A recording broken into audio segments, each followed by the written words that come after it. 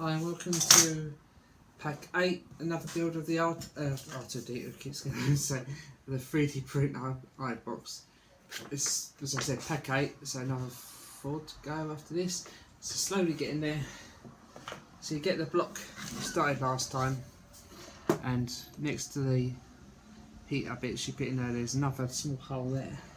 So you get this firm resistor, which is black lead. Obviously it's got a really delicate glass part on the end, mostly there. So what you do is you get it and you mark 11mm roughly from the 11mm from the end of a firm resistor, and mark it on there. Right, so 11mm. God, Jesus, 11mm is not much.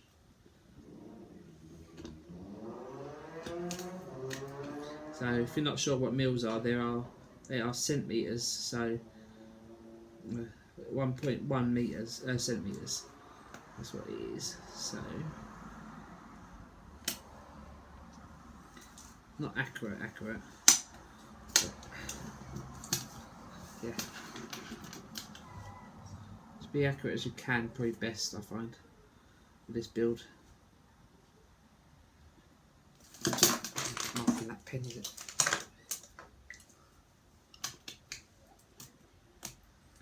So, get one that actually marks it in place. This will be how deep it has to go into the actual head. So you marked it, no problems. That's about a bit of faffing about.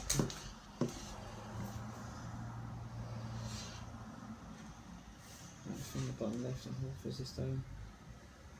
Then you poke it through the hole, which is easier said than done.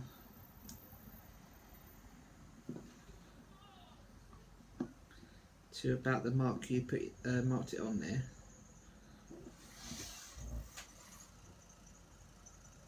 And don't poke out the other end. So you find feel some resistance, it says. So that's about right there. Then when you've done that, you gather up the wires, of the 3 sets of wires, which including the fan motor as well. Just release some of that fan wire.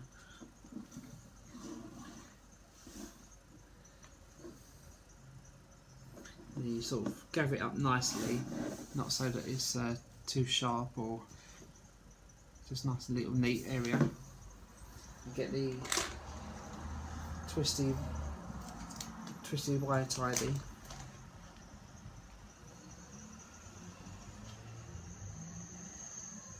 And start it roughly there. It's said and done sometimes.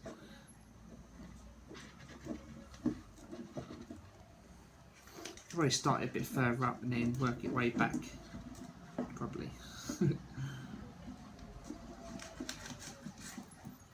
This is for about 5 centimeters. So try and do this on camera. I'll do a few twists in the cable, teddy. Try and make sure you catch all the wires in it.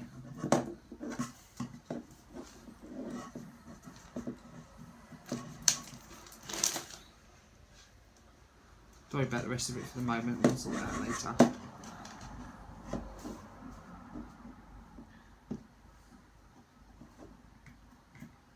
So that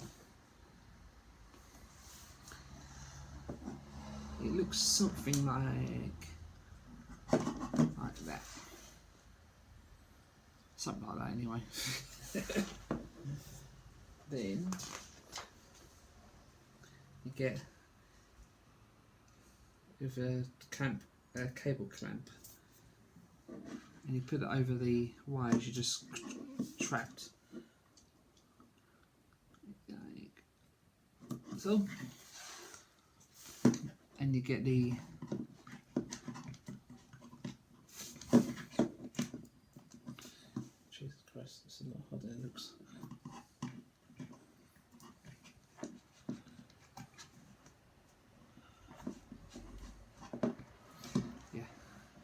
then you line it up with that hole on the top there, and you use the screw that came with this, which has disappeared into thin air, with a 5mm truss head screw, and you fix that in place, and then that'll be stage 31 done. Give some hints about, make sure this is that and this is that, everything else. Make sure it's all in place properly and not too far, and make sure it's not this, that, anything else, and make sure it's perfectly fine. All that rubbish. That's what it is, a load of rubbish. No, not a load of rubbish, to be honest. They're just all tied. Okay, it's all a mess at the moment, as you can see. Look. But that should be in there, no problems. So as long as it's not poking too far in and coming at the end of the extruder head there, then you're alright. Once I've tidied these wires up and put all the rest of it through here, I'll be back with you then. Well, that's finally done. That took a lot longer than I thought it would. As you can see, all the wire wrapped up nicely. It says until you get to the fan, end of the fan wire, which is there. So you've still got a bit left over, and that'll be put to the side for now. The most annoying thing about this at the moment is the this draft strip. Hopefully that's got something that will hold that in later on, because that keeps falling out. It's really bleeding annoying. And I know I'm going to lose that sooner or later. Like soon rather than later. Right, sooner probably rather than later. You know what I mean. Anyway, where was I? So what I need now is to change my screwdriver tip. And what you start working on now are the motors. I've got two big motors here. They're going to be exactly the same for now. So what I'm going to do is I'm going to do both at exactly the same time. So I'll be doing stage 34 and stage 32 exactly the same time, because these are the same. One's going to be an X motor, one's going to be a Y motor. So no point doing these different times. It can be exactly the same way to do it. So you get the two little grub screws. What are they called? Set screws. I keep saying grub. I think I'll be told they're grub screws, but anyway. And you get the timing pulleys. And each motor has a flat edge, just about see it here. So what you do is you put the hole of the set screw on there, on the flat part. Then you get the set screw, and you line it up. That makes sense. Is that way around? Yeah. So you do it that way around. So you put it this way around, so the opposite way to usual. Make sure the set screw is going to be on the flat part of the motor, which is easy to do. And then I'll show you that where you're supposed to position it as well. What you're supposed to do is position it so that the end of the shaft of the motor is level, absolutely level with the end of the timing pulley, and that's on there securely. It's not going to come off. You can feel the motor turning. You do exactly the same with the other motor, and that'll be part of stage 32 and part of stage 35 done. And I'll be back with you once I've done the other one in a minute. And get myself back. So with stage 33, you get, and stage 30 something else, and stage 35, you get these, which are brackets. You've got two different types. You've got two that are 5mm thick and one that is 4mm thick. You can't see much difference in the video, but you put it that way around, so you've got the 4mm thick in the middle. And do the same with the other one, which I've done already for next stage. And then you get these sort of 24mm screws. and it comes with these things called split washers. They're different, usually different to the usual ones. Can't see it very well, but they've got a little break in the middle, one of them. So you put that on top of the head first, the screw, and then you put a normal washer on after. Done it with the other 3 screws, so it's ready. And then you turn the box so the rear is facing you. Like so. And you're working on here, right down here. Let's see if I can get a better angle than that.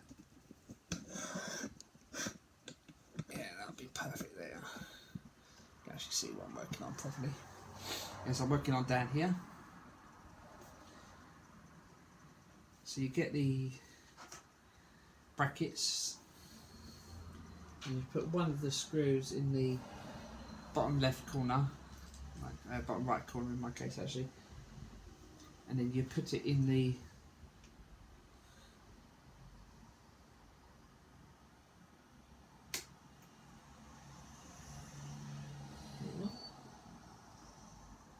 so the U shape is facing up. So, right. 10 houses every pound, large hole is 4 cups and screws. Position U shape and the screw holes and brackets will align. Insert the 4 screws with their washers into the oblong holes, ring in red in the housing.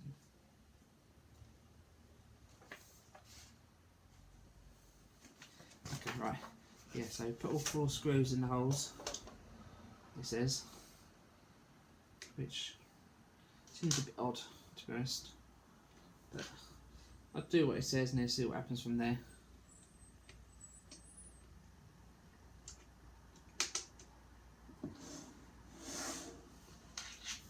So it's just about to see what I'm doing, can't you? Like so.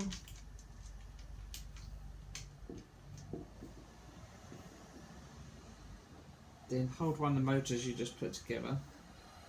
The connector is on the bottom, and you put that at the bottom like so.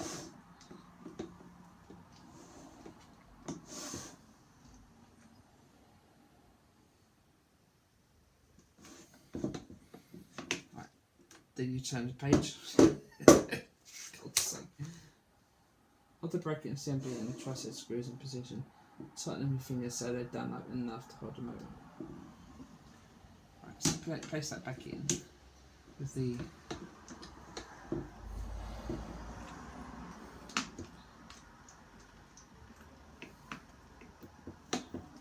is that?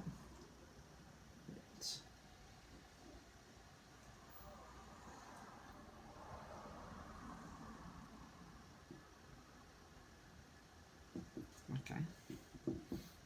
Still trying to figure out this myself, but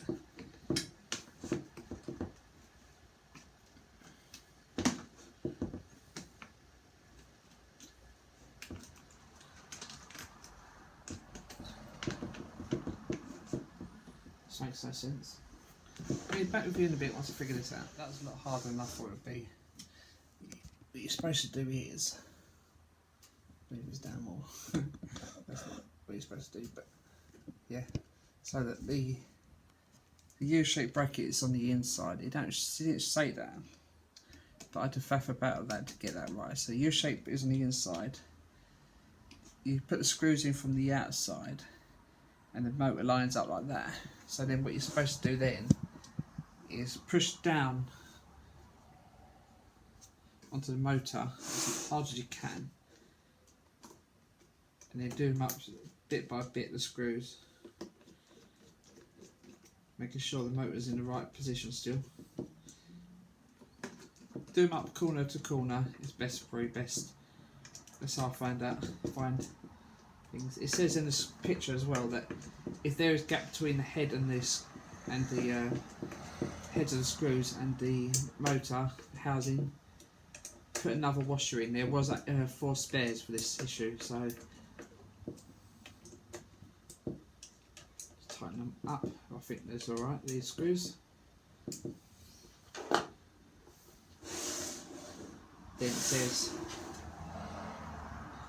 that as long as this is lined up pretty well, where are we? As long as this is lined up near enough, see? So probably best to move it slightly over the actual, what's it called, the belt, if you can. Make it lined up. Like so. That was easier said than done. That first one. Then once you've done that,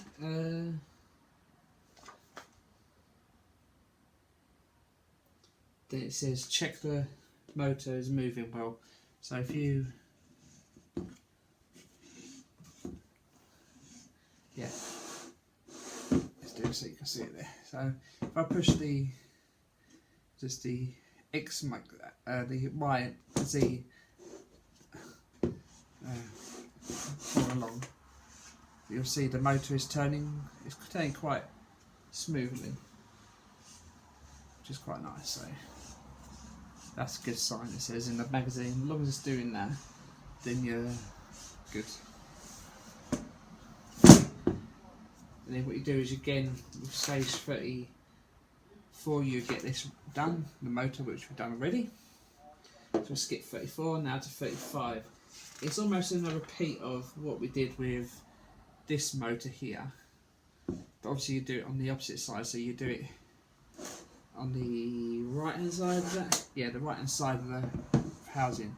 So you do exactly the same on this hole down there. That's it, that one.